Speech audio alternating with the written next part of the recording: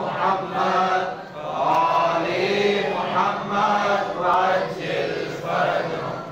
اللهم كل وليك الحجة ابن الحسن صلواتك عليه وعلى آبائه في هذه الساعة وفي كل ساعة وليا وحافظا وقائدا وناصرا ودليلا وعينا حتى تسكنه وردك تقوى وتمتعه فيها طويلا.